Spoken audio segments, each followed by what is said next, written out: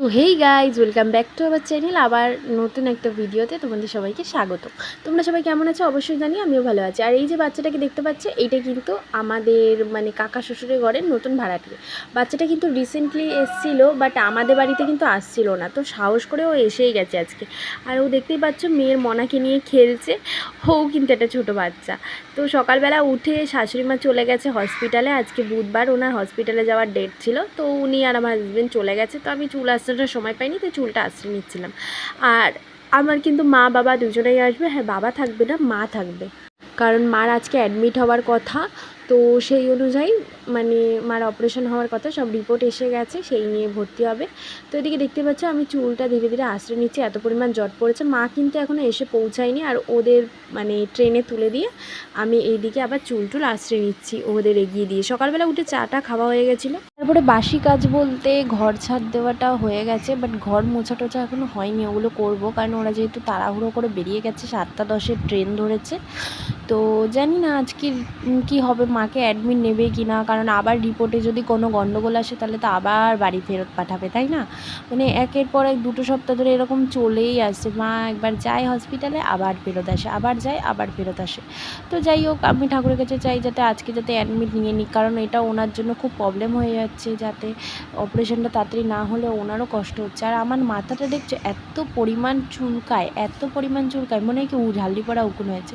কিন্তু আদৌ কিন্তু উকুন টুকুন কিচ্ছু হয়নি আমার মাথায়। এত পরিমাণে খুশকি হয়, আর গরমে ঘেমে ঘেমে আমি না চুল ছাড়া রাখতেই পারি না গরমে একদম। আর খোপা করে রাখি সবসময়, ওই জন্য প্রচণ্ড পরিমাণে ঘেমে যাচ্ছে।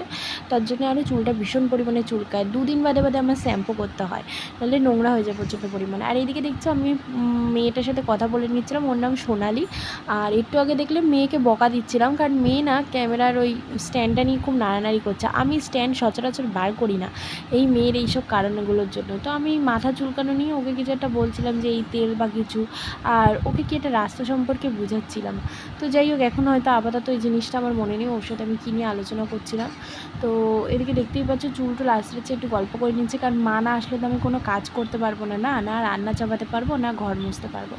তো যাই হোক, চেষ্টা করলে হয়তো হয়ে যেতে পারে, কিন্তু সবসময় এইটুকুনি বাচ্চাকে নিয়ে আমার খুব ভয় লাগে। তো আমি মুখটা ওরকম দেখলে, কারণ এত পরিমাণে অস্বস্তি হচ্ছে, মাথা চুলকাচ্ছে, কী আর বলবো, ধারণার বাইরে, আর ভাল লাগে না। তো প্রথমে আমি বড় চিরুনি দিয়ে চুলের জটটা ছাড়িয়ে নিই, তারপর ছোটো চিরুনি দিয়ে ভালো করে আঁচড়ে নিই। আর এইভাবে আঁচড়াচ্ছি বলে ভেবো না যে চিরুনিতে চুল আছে বা নিচে চুল আছে। হ্যাঁ, যদি কোনো চুল পড়ে থাকে আমি অবশ্যই তুলে একটা প্যাকেট করে রাখি। ওই চুলগুলো ধীরে ধীরে জমলে আবার ওইটা দিয়ে একটা বাসন করে রাখি। মনে হচ্ছিল মুখের মধ্যে একটা চুল ঢুকে গেছে, কিন্তু দেখলাম না, মুখের মধ্যে কোনো চুলই ঢোকেনি। আর এই দেখো আমি কিন্তু খোপা করে নিচ্ছি, কারণ আমি একদম গরমে খোপা ছাড়া থাকতে পারি না, আমার প্রচণ্ড গরম লাগে। আর ক্লিপটা দিয়ে দিলাম, আর একটা কালো ক্লিপ ছিল, ওটা না মেয়ে কোথায় ফেলিয়েছে আমি না খুঁজেই পাচ্ছি না। ওই জন্য ওকে আর কোনো ক্লিপই দিই না আমি খেলতে। একের পর এক ক্লিপগুলো আমার হারিয়ে গেলে খুব খারাপ লাগে। মাথায় কী দেবো না, আমি বেশিরভাগ মেলা থেকেই ক্লিপ কিনি, কারণ আমরা মানে বলতে নেই, মেলায় একটু দামটা কম থাকে, তো সেই হিসেবে মেলার থেকেই কিনি। তো যাই হোক, আমি দেখতেই পাচ্ছি চুলগুলো একটা প্যাকেট করে নিলাম। এবার ওইদিকে চলে যাব। বিছানায় মেয়ে মুতু করে দিয়েছে। এই ওয়াল ক্লথটা দেখছো, এই ওয়াল ক্লথটা পাতা থাকে বলে বিছানার চাদর বলো, তোষক বলো, অনেকটা সেভ হয়। যাদের ঘরে বাচ্চা আছে তারা নিশ্চয়ই তাদের বাড়িতে এগুলো আছে। তো আমি সেটাই মুছে নিচ্ছিলাম, একটু হিচু করেছিল, এটা কাঁথা দিয়ে ভালো করে শুকনো করে মুছে নিচ্ছিলাম, তাহলে একটু সুবিধা হয়, তাড়াতাড়ি শুকিয়ে যায়। আর এদিকে দেখছো ওই সোনালি বলে মেয়েটা, পুচকিটা, ও মেয়েকে রেখেছে বলে আমি ভাবলাম তাহলে আমি ঘরটা মুছেই নিই। তো সেই সুযোগ পেয়েছি যখন, একটু ঘরটা মুছেই নিই, মা আসার আগে অন্তত একটু তো কাজে কি যাবে। আর এই যে আমি কিন্তু কাজের জন্য রেডি হয়ে গেছি, কোমরে একেবারে গামছা বেঁধে, না গো নাইটি বেঁধে আমি পুরোপুরি রেডি হয়ে গেছি ঘরটার মুছবো বলে। দেখছো ঘরটা একটু অগোছালো হয়ে রয়েছে, ওইদিকে মালপত্র পড়ে রয়েছে, কারণ মাল করছিলাম না, সকালবেলা উঠে করিনি, আগের দিন করছিলাম। সকালবেলা উঠে সব কাজবাজ, ঘরের কাজবাজ না সেরে আমি কিন্তু করার একদম সময় পাই না। তো দেখতেই পাচ্ছ কোমরে একেবারে নাইটি বেঁধে আমি ভালো করে ঘরটা মুছে দিচ্ছি। আর আমি কিন্তু সেইভাবে অতটা নিচু হতে পারি না, কারণ আমার প্রচণ্ড মাজায় ব্যথা করে, ওই জন্য আমি একবার নিচু হলে সহজে উঠতে পারি না, তাই একটু কম চেষ্টা করি নিচু হওয়ার। আর এদিকে দেখতে পাচ্ছ স্টিকারগুলো মেয়ে সারা ঘর করেছে। আমি কিন্তু আজকে ওই দিক দিয়েই ঘর মোছাটা শুরু করলাম, কারণ ওই দিক দিয়ে মুছলে, যেহেতু বারান্দাটা আগে মুছলে কী হয়, মানে ওই দিকটা বেশি হাঁটা পড়ে, তো ওই দিকটা বেশি নোংরা হয়। এবার ভিজা পায়ে বারবার ভিজা জায়গা দিয়ে বারবার হাঁটলে কাদা কাদা হয়ে যায়, তো ওইটা আগে মুছলাম। আর ওইদিকে দেখো মেয়ে কিন্তু দুষ্টুমি করেই যাচ্ছে ওই স্টিকারটা নিয়ে। হ্যাঁ, মেয়েকে কিন্তু খাটে একা রাখেনি, ওই মেয়েটা আছে বলে ও চুপচাপ আছে। আর এদিকে ঘরটা সুন্দর করে মুছে নিচ্ছি। সকালবেলা দেখবি এই বাসি কাজগুলো হয়ে গেলে না, মানে মনে হয় কি, মনে একটা অনেকটা শান্তি পাওয়া যায়, মনে হয় কি বাহ কতগুলো কাজ এগিয়ে গেল না। তারপরে রান্নাবান্না তো আছেই, তাও এগুলো হয়ে গেলে একটা সুবিধা হয়, মানে অনেকটা কাজ সুবিধা হয়েছে। তো আমি কিন্তু সব টেবিলের তলা সব ভালো করে মুছে নিচ্ছিলাম। আর এদিকে চলে এসেছি এই দিকটা মুছতে। ডাইনিং টেবিলের তলাটাও আমি ভালো করে মুছি, কারণ এইখানটা বেশি ধুলো জমে। আর রাস্তার পাশে ঘর, মানে ট্রেন লাইনের পাশে সারাক্ষণ গাড়ি ঘোড়া যেতেই থাকে, আর ঘরে প্রচণ্ড পরিমাণে ধুলো হয়, 2-3 বাদে ধুলো হতে থাকে। দেখতে পাচ্ছ না, দরজার কোণাটা আমি পুরো পাই টু পাইভাবে মুছি প্রায়, কারণ না মুছলে না এই দিকে মেয়ে আসে, অনেক সময় দরজা আটকে দেওয়া হয়, তখন যদি কিছু একটা নোংরা পড়ে থাকে একটা অসুবিধা হয়ে যায়। তো তাই আমি মুছে নিচ্ছি। আর আমি কিন্তু প্রচণ্ড পরিমাণে রোগা হয়ে গেছি, জানি না কেন, হয়তো এত খাটাখাটনির জন্য, না কিছু টেনশন কাজ করে মাথায়, ভগবান জানে। আর এইদিকে আমি ওর সাথে কি একটা কথা বলছিলাম, ওই সোনালি নামের মেয়েটার সাথে, তো তাই জন্য একটু দাঁড়িয়েছিলাম। আর আমি ওকে কি এটা বোঝানোর চেষ্টা করছিলাম, যাই হোক সেটা পরের কথা। তো আমি কিন্তু এই ডান্ডি দিয়ে ঘর মুছতেই ভালোবাসি। হ্যাঁ জানি অনেকে বলবে এটা দিয়ে মুছতে পরিষ্কার হয় না, এই হয় না সেই হয় না, বাট কারণ আমার এই দিয়ে ঘর মুছতে বেশি ভালো লাগে। আমি বাপের বাড়িতেও এই ডান্ডি দিয়ে ঘর মুছতাম, আর এই দিয়ে মুছলে কি আলমারির তলা বলো, টেবিলের তলা বলো, খুব ইজিলি মোছা যায়। আর এটা কিন্তু আমার দেওরের ঘর, তো এই ঘরটা আমি প্রত্যেক দিন মুছি, কারণ কেউ থাকি না থাকে, যাই হোক বাড়ির মধ্যে একটা অংশ যদি না মোছা হয় খারাপ লাগে না ঘরের মধ্যে। আমরা যেমন বডির প্রত্যেকটা পার্টসে সাবান মাখি, আর একটা পার্টে মাখবো না, তাহলে কেমন লাগে না, তেমনি এইটাও। তো যাই হোক আমি ঘরটা ভালো করে মুছে নিচ্ছি। আর আমি কিন্তু, তোমরা হয়তো বলবে যে এমনি এইভাবে ঘর ডান্ডি দিয়ে ঘর মুছছে, তারপরে আবার নিচে হচ্ছে না, এক হাত দিয়ে মুছে ক্যাদারি দেখাচ্ছে কত ঘর মুছে। যে তোমরা যদি ওরকম কমেন্ট করো, আমার কিছু করার নেই, কিন্তু আমি যেটা করি সেটাই আমি বলি। তো যাই হোক ওখানে দেখতেই পাচ্ছ চালের বস্তা, এই বস্তাটা না এখনও খোলা হয়নি, মানে হাত পড়েনি, তো এই বস্তাটা খুলতে হবে। আর এইদিকে আমি ভালো করে সব জায়গাগুলো মুছে নিচ্ছি। আর ওই যে ওখানে দেখতে পাচ্ছ ডায়েরি মতো নাকি খোসা মতো, দেখো এটা ওর জিনিস, তো আমি এখানে আমার জায়ের জিনিস আমি একদমই হাত দিই না, কারণ দরকার নেই না, তার কিছু পার্সোনালাইজ থাকতেই পারে। তো আমি কিন্তু এখানে ঘরটারগুলো পুরো মুছে নিচ্ছিলাম। আর এবার চলে এসেছি এই বারান্দাটায়, মানে আমাদের এই ক্লবসিবল গেটের সাইডের বারান্দাটা, মানে সিঁড়ির এইদিকে, তো এইটা আমি মুছে নিচ্ছিলাম। আর ওইদিকে দেখতেই পাচ্ছ একটা দরজা মতো, ওটা কিন্তু আমাদের বাথরুম ঘর হবে, সেইটার দরজা, মানে কবে হবে জানি না, বাট বাথরুম ঘরের দরজাটা। তো যাই হোক আমি এখানটাও একটু ভালো করে পরিষ্কার করে মুছে নিচ্ছিলাম। আর মালের বস্তাতে ভরা, দেখতেই পাচ্ছ চারিদিকে এই বস্তাটা থাকবে। আর এটা কিন্তু আমার হাজব্যান্ডের ব্যাগ, যেটা ও নিয়ে ডিউটি যায়। আজকে যেহেতু ও মার সাথে গেছে, তো ব্যাগটা এমনভাবে নিচে ফেলিয়ে রেখে গেছে, মুছে যাচ্ছিল না, তো আমি ভালো করে মুছে নিচ্ছিলাম। আর প্রত্যেকটা কানা কুনো বলো আর কিছু নিচে বলো, আমি সব কিছু এখন ভালো করে মুছি, শুধু মেয়ের কারণে। কারণ মেয়ে যদি কিছু একটা গুঁড়ো গাড়া পায় না, মুখের মধ্যে দিয়ে দেবে, আর সবসময় তো খেয়াল রাখা সম্ভব না না। তো যাই হোক আমি সেটা মুছে নিয়েছিলাম। আর এটা বাজারের ব্যাগ, মা আগের দিন বাজার করেছিল, তো সেই ব্যাগটাই নিচে পড়ে গেছিলো, কারণ আমি সব বাজারঘাটগুলো ফ্রিজে তুলে রেখেছিলাম। আর এটা হচ্ছে আলু কিনে এনেছিল 5 কিলো না কত কিলো জানি না, তো মা যা বলেছিলো তাই। যাই হোক আলুটা প্রত্যেকটা খাবারেই লাগে, এমন কোনো খাবার নিয়ে আলু লাগে না। হ্যাঁ হয়তো ইলিশ ভাপা বলো বা কোনো ভাপা টাপা করতে গেলে হয়তো আলুটা লাগে না। তো যাই হোক আমি ভালো করে টিংড়ে ঘরটারগুলো মুছে দিচ্ছিলাম। আর যাই হোক তোমরা বলবে যে তোমরা সবাই কেমন আছো, আর আমার ভিডিওটা তোমাদের ভালো লাগে কিনা অবশ্যই কমেন্টে জানাবে। আর ভালো লাগলে লাইক কমেন্ট শেয়ার করে দেবে, আর সাবস্ক্রাইব তো অবশ্যই করবে, যাতে আমার ভিডিওগুলো তোমাদের কাছে সবসময় পৌঁছে যায়। তো সবাই কেমন আছো, বাড়ির লোকজন ভালো আছে কিনা সেটাও একটু জানিও। আমিও খুব একটা ভালো নেই, মোটামুটি ভালো আছি, এই ঘরের কাজ বাজ মেয়েকে সামলানো এই নিয়ে আমার চলে যাচ্ছে।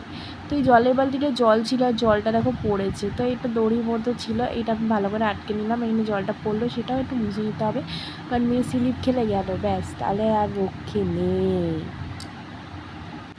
ডেলি ঘর মুছতে হয়তো শরীরে অত ইচ্ছা করে না, কিন্তু ডেলি ঘর মুছলেও মনটাও ভালো থাকে, শরীরটা তো ভালো থাকবে একটু কাজকর্ম করলে, আর ঘরদোরও একটু পরিষ্কার থাকে। এমনি আমাদের ঘরদোরে এখন মালপত্র সারাক্ষণ ভরা থাকে, আর মেয়ের জন্য সবসময় অগোছালো থাকে, যত গুছাবো তত অগোছালো করবে। তোমরাই বলো কত আমি করব, আমারও তো একটা শরীর আছে নাকি, ওর হয়তো খেলতে ইচ্ছা করে, কিন্তু কত আমি গুছাবো তাই না। এইদিকে দেখো ওই দিকটা মুছে আমি চলে আসলাম বারান্দায়। বারান্দাটা কিন্তু আমি মুছে নেব। আর বারান্দাটা দেখছো যে ক্যামেরাটা কোথায় রাখা, ওইদিকে শোকেস দেখা যাচ্ছে, ওটা একটা ঘর কিনা, ওটা কিন্তু ঘর না, ওটা আমাদের ঠাকুর ঘরটা, মানে ঠাকুর ঘর প্লাস দোকান ঘর। আমি আমার শাশুড়ি মার কাছ থেকে শুনেছিলাম যে আমার শ্বশুরমশাইয়ের নাকি একটা চায়ের দোকান ছিল বাড়িতেই, ওটাই। তো এই যে সিঁড়িটা দেখতে পাচ্ছ আমাদের ঘরটা, মেন ঘর থেকে যে বেরালাম, এই ঘরগুলো পরে হয়েছিল, আগে এগুলো বেড়ার ঘর ছিল। শুধু এই বারান্দাটাই পাকা ছিল, শ্বশুরমশাইয়ের যেহেতু দোকান ছিল তাই। এইবার সেই দোকানটা যখন শ্বশুরমশাই চলে গেলেন তখন তো চা কে বিক্রি করবে, তাই শাশুড়ি মা মুদি দোকান করে দিলেন। তো এখনও সেই মুদি দোকান হিসাবেই চলতে আছে, কিন্তু সেই মুদি দোকানে কিন্তু আর আগের মতো অত বেচা কেনা হয় না।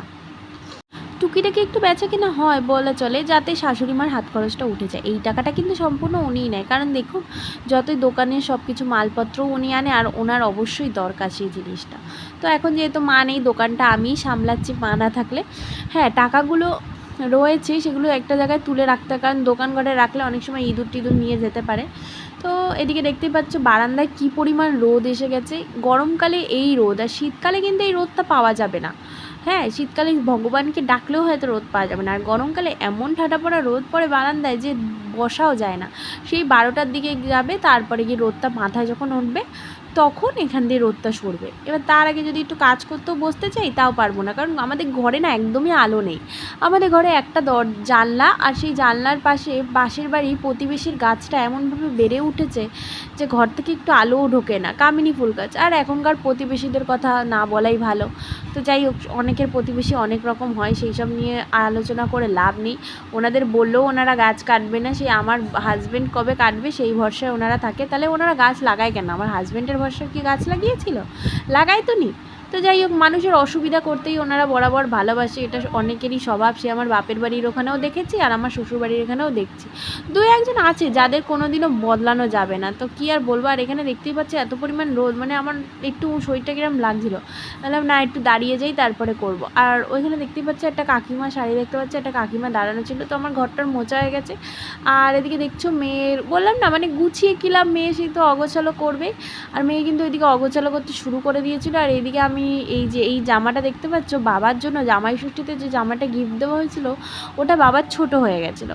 তো তাই মা সেই দিন হসপিটালে যাওয়ার আগে জামাটা একেবারে চেঞ্জ করে নিয়ে এসেছিলো। আর এই যে এদিকে আমার মা চলে এসছে, বাবা চলে এসছে, আর মেয়ের রিয়াকশান দেখো ওর দাদু দিদাকে দেখে। তো এখন রাত্রির হয়ে গেছে, বড় চলে এসছে হসপিটাল থেকে, মাকে হসপিটালে অ্যাডমিট করে নিয়েছে। আর এইদিকে সিরিয়াল চলছিল, আমিও একটু শুয়েছিলাম, মেয়ে ঘুমাচ্ছিল।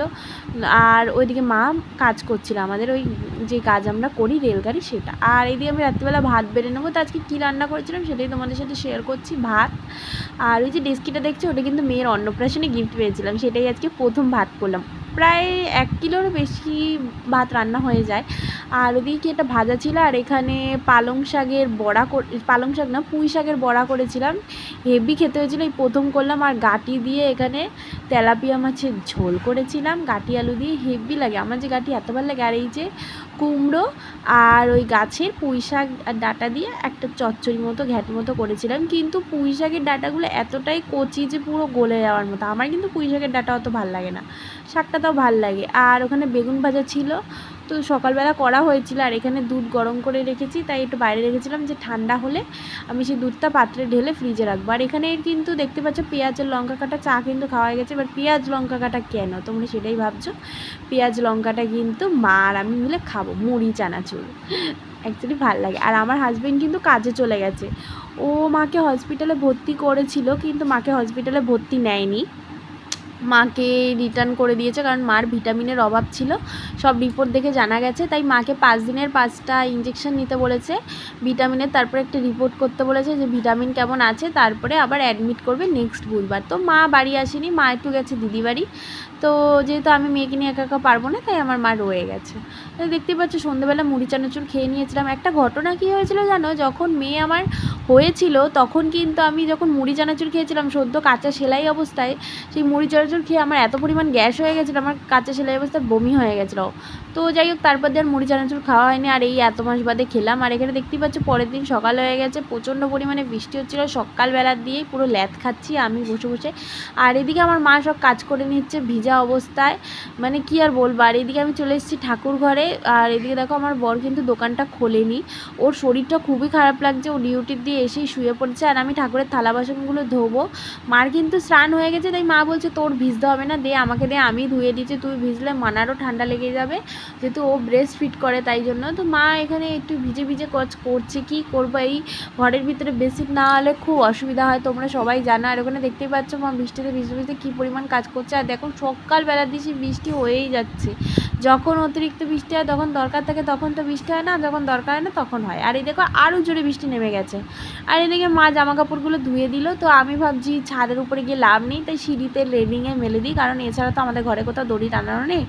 আর আমাদের ঘরের ভিতরে যে মেলবো তার উপায় নেই, কারণ মেয়ে আছে, মেয়ের ঘরে ভিজা মানে জিনিস মেলতে নেই, তাতে ওর সেইগুলোর জন্য ঠান্ডা লেগে যেতে পারে। একবারে নাকি ছোটোবেলায় আমার এই কারণে ঠান্ডা লেগেছিলো, যার জন্য মা এটা জানে বলে বলেছিল। কারণ মা তখন না বুঝতে পারছিল না যে আমার কী কারণে এত ঠান্ডা লেগেছিলো, এত শ্বাসকষ্ট হচ্ছিলো, একদম ছোট্ট বয়সে মেয়ের মতো। তারপর দিয়ে ডাক্তার বলেছিল যে বাচ্চা যেই ঘরে থাকে আপনারা কি সেই ঘরে ভিজা কিছু মেলেন? তখন মা বলেছিল হ্যাঁ, বলছিল খবরদার মেলবেন না, ওই ভিজা জিনিসের জলের যে বাষ্পটা সেটা পাখার দ্বারা লেগে মেয়ের গায়ে লেগে লেগে ঠান্ডা লেগে যায়। তো যাই হোক, তারপর দিয়ে মা আমাকে সবসময় বলে মেয়ে হওয়ার পরে যে খবরদার ওর ঘরে কিন্তু ভিজা কিছু মেলবি না। তো যাই হোক, দেখতেই পাচ্ছ আমি কিন্তু এখানে কোমরে নাইটি বেঁধে মানে কাজ করতে শুরু করে দিয়েছি, কারণ নাইটি ছাড়া আমি কিন্তু কোমরে নাইটি না বাঁধলে কোনো কাজ করতে পারি না। আর এখানে ক্যামেরা কিন্তু ধরে দিচ্ছিল আমার মা, কারণ ক্যামেরাটা এখানে স্ট্যান্ড দিয়ে রাখা সম্ভব না। তো আমি মাকে বলছিলাম ঠিকঠাক মতো ক্যামেরা দেখা যাচ্ছে, কারণ দেখো সব কিছুই তো তোমাদের সাথে শেয়ার করতে আমার ইচ্ছা করে, কি করবো বলো, মাঝে মাঝে তো করতে পারি না না। এমনি এখন পরিস্থিতির চাপে তোমাদের সাথে সব ভিডিও আমার শেয়ার করা হয়ে ওঠে না, তার উপরে যদি এরকম পজিশন হয় আর কি করব বলো। তো এখানে দেখতেই পাচ্ছ সব জামা কাপড়গুলো মেলে দিচ্ছি, মা কিন্তু যেভাবে পারছে সেইভাবে ক্যামেরাটা ধরছে, কারণ মার তো অভ্যাস নেই। তো যাই হোক, তাও আমার মা কিন্তু অনেকটাই চেষ্টা করে, আর আমার মাকে আমি শিখিয়ে পড়িয়েও নিয়েছি অনেক কিছু। তো এখানে দেখতেই পাচ্ছ ভিডিওটা অনেক দিন আগে করা, সেই আগের বুধবার যবে মাকে হসপিটালে অ্যাডমিট নেয়নি, আর আজকে হচ্ছে গিয়ে শুক্রবার না শনিবার, এখন মা কিন্তু হসপিটালে অ্যাডমিট হয়ে গেছে, 1 সপ্তাহরও বেশি হয়ে গেছে, মানে ভিডিওটার 1 সপ্তাহ কতদিন হবে, বুধবার 1 সপ্তাহ হচ্ছে গিয়ে বৃহস্পতি শুক্র শনি রবি সোম মঙ্গল বুধ, 1 সপ্তাহ 7 দিন, মানে 2 সপ্তাহ প্রায় হতে চললো। 2 সপ্তাহ ধরে তোমাদের সাথে কোনো ভিডিও আমার শেয়ার করা হয়ে ওঠে না। তো দেখতেই পাচ্ছ আজকে রান্না করব, এখানে দেখতেই পাচ্ছ মশলা কিন্তু কষিয়ে নিচ্ছি আমি। হ্যাঁ, কিসের মশলা কষাচ্ছি আমি নিজেও ভুলে গেছি গাইজ, অনেক দিন আগে। আর ওইদিকে কিন্তু লোটে মাছ, না এটা আলু ঝিঙা পোস্ত, আমি কিন্তু এই প্রথম আলু ঝিঙা পোস্ত করছি গাইজ। এটা কিন্তু তোমরা কিন্তু বলো না যে দিদিভাই তুমি রান্না করেছো, নিজেই ভুলে গেছো কি রান্না করেছো। অ্যাকচুয়ালি বললাম না 2 সপ্তাহ হয়ে গেছে ভিডিওটার, ওই জন্য হয়তো মনে নেই। ওইদিকে আলু ঝিঙা পোস্ত করছি, আর আমার বর যেহেতু ঝিঙা খায় না, তাই ওর জন্য একটু তেল পটল করছি। আমি কিন্তু তেল পটলটা এইভাবেই করি। তো যাই হোক, এখানে পটলের মশলাটা আমার কষানো হয়ে গেছে, একটু পেঁয়াজ একটু রসুন আর একটুখানি কাঁচা লঙ্কা, আর এই যে দিয়ে দিলাম আমি পটলগুলো হালকা করে ভেজে রেখেছি। অনেকে পটল মাঝখান দিয়ে কেটেও করে, অনেকে গোটা পটলও করে, আবার যখন যেরকম ইচ্ছে সেইভাবে করি। তো যাই হোক, এখন কিন্তু আমার মশলা আর আগের মতো অতটা পোড়াও লেগে যায় না, আর অতটা কালো কালো হয়ে ওঠে না। আমি কিন্তু ধীরে ধীরে প্রায় মানে পাক্কা রাঁধুনি হওয়ার চেষ্টা করছি, রান্না কিন্তু আমি প্রায় অনেকটাই শিখে গেছি। তোমরা কিন্তু বলবে না যে দিদিভাই তুমি রান্না পারো না, হ্যাঁ একটু হয়তো মাঝে মাঝে গন্ডগোল হয়, বাট তাও আমি পারি। আর এখানে কিন্তু অল্প পরিমাণ জল দিয়ে দিলাম, যেহেতু পটলগুলো হাফ সিদ্ধই হয়ে গেছিলো, এবার আমি ঢেকে রেখে দেবো। তো আমার পটলটা কিন্তু ওইদিকে রেডি হচ্ছে, আর এদিকে কিন্তু আমি মাছের ঝোলের মশলাটা আগে দিয়ে রেডি করে রাখছি। নুন, একটু সামান্য হলুদ, আর একটুখানি লঙ্কার গুঁড়ো আর জিরার গুঁড়ো। আমি কিন্তু মশলাগুলো এইভাবে এখন দিই, মানে বাটিতে একটু জল দিয়ে সামান্য গুলে, তাহলে কী হয় বলো তো, তরকারিতে ঝালটাও কম হয় আর কালারটাও খুব সুন্দর আসে, আর মশলাগুলো পোড়া লাগার ভয়ও থাকে না। অনেকে আবার এইসব মশলা একেবারে কড়াইতে দিয়ে একটু সামান্য জল দিয়ে দেয়, বাট আমি এইভাবে করি। তো যাই হোক, সবার রান্না তো সমান না, যে যেইভাবে প্রেফার করে। আমি কিন্তু এটা ইউটিউব দেখেছিলাম, একটা দিদিভাই এইভাবে করছিল, তো আমি ভাবলাম এইভাবে জাস্ট একবার দেখি করে যে কীরকম হয়। তো দেখতেই পাচ্ছ কালারটা খুব সুন্দর এসছে, আমি কিন্তু খুব বেশি একটা লঙ্কার গুঁড়ো দিইনি। আর এদিকে কিন্তু আমার ঝিঙা পোস্ত প্রায় হয়ে এসছে, এবার একটু আমি এটা নাড়িয়ে চাড়িয়ে নামিয়ে নেব। আমি কিন্তু ফার্স্ট ঝিঙা পোস্ত করলাম, আলুগুলো দেখলাম একটু কেটে কেটে যে সিদ্ধ হয়ে গেছে কিনা, এটা সব ক্ষেত্রে দেখতে হয়। আর ওইদিকে আমার পটলের তরকারিও প্রায় রেডি, আমি কিন্তু এটা ঢেকে দিয়েছিলাম, কারণ না ঢেকে দিলে তরকারি মানে পটলগুলো একটু সিদ্ধ হবে না ঠিকঠাক মতো। এবার কিন্তু ঢাকনাটা আমি আর দেবো না, কারণ পটলের ঝোলটা একটু কমাতে হবে, ওই জন্য একটু পরিমাণ বেশি হয়ে গেছে জলটা। তো এক হাত দিয়ে ক্যামেরা ধরে রান্না করছিলাম, তো ওই জন্য একটু ভিডিওর ওলটপালট হয়ে গেছে। তো তোমরা একটু ম্যানেজ করে নিও। আর এখানে দেখতেই পাচ্ছ আমি কিন্তু অল্প পরিমাণ জল দিয়েছি, কারণ একজন মতো খাবে আর একটুখানি করেছিলাম যদি আমার মা খায় তাই জন্য, কারণ আমার মাও এসেছিলো। আর এখানে আমি তরকারিটা ভালো করে নাড়িয়ে চাড়িয়ে নিচ্ছি, এবার একটু নামিয়ে নেবো। আর এই যে চলে এসেছি রান্না বান্না স্নান ঠাকুর দেওয়া কমপ্লিট করে দুপুরবেলা খেতে। ওই যে ওইদিকে ঝিঙা পোস্ত আর এদিকে পটল, আর মা কিন্তু পটল নেয়নি কারণ মা খেতে ইচ্ছে করছিল না, তাই মা ওখানে খাচ্ছে টেবিলে বসে, আর আমি এখানে মেয়েকে নিয়ে খাচ্ছি। আর আমাদের ওপরে ফ্যানটাই চলছে, কারণ বাইরে প্রচণ্ড পরিমাণ বৃষ্টি হচ্ছিলো আর ঠান্ডা লাগছিলো, তাই ওপরের ফ্যানটাই চালিয়েছিলাম। তো এখানে দেখতেই পাচ্ছ মেয়ে খেলা করছিলো, আর আমি একটু আমাকে দেখিয়ে নিলাম যে তোমরা দেখো এখানে বিকেল হয়ে গেছে, মেয়ে খেলা করছে, ওইদিকে মা মেয়েকে ধরে রেখেছে। আর মেয়ের দুষ্টুমি তো তোমরা জানোই, মানে অঢেল দুষ্টুমি করতে পারলে বাচ্চা। আর খাটে কিন্তু ওয়ালক্লক পাতাই আছে, আর এখানে সিরিয়াল হচ্ছে, দেখতেই পাচ্ছ কুবেরের ময়না নতুন সিরিয়াল। আর এখানে বিকালবেলা আমি মেয়েকে খাওয়াতে চলে এসেছি, 7:30 প্রায় বাজে।